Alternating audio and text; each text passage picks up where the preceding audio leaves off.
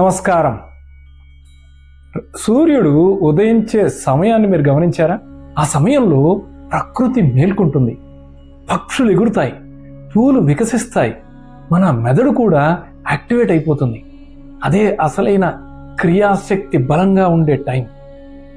జన్మజాతక చక్రంలో రవి ప్రభావం బలహీనంగా ఉన్నవాళ్ళు, అంటే రవి జన్మలగ్నం నుండి 8వ భావంలో గాని 12వ భావంలో గాని ఉన్నా, లేదా రవి తన నీచ స్థానమైన తులారాశిలో ఉన్న అలాంటి జాతకులు ఉదయాన్నే లేవడం అంటే చాలా కష్టంగా ఫీల్ అవుతుంటారు. వీరికి అలసట కూడా ఎక్కువగా ఉంటుంది. కానీ ఒక సీక్రెట్ ఉంది.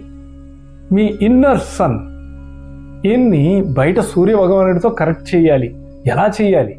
సూర్యోదయం సమయంలో యోగా చేయాలి, సూర్య నమస్కారాలు చేయండి, వాకింగ్ లేదా జిమ్ చేయండి. సాయంత్రం వ్యాయామం కంటే ఉదయం చేసే చిన్న ఎక్సర్సైజ్ కూడా మీకు డబుల్ ఎనర్జీని ఇస్తుంది. సూర్యుడితో కలిసి జీవిస్తే రోజంతా యాక్టివ్గా ఉంటారు. మీ జన్మజాతక చక్రంలో లగ్నం నుండి రవి ఎన్నో భావంలో ఉన్నాడు? ఆ భావం ఏ రాశి అయింది? తప్పక కామెంట్ చేయండి. నమస్కారం.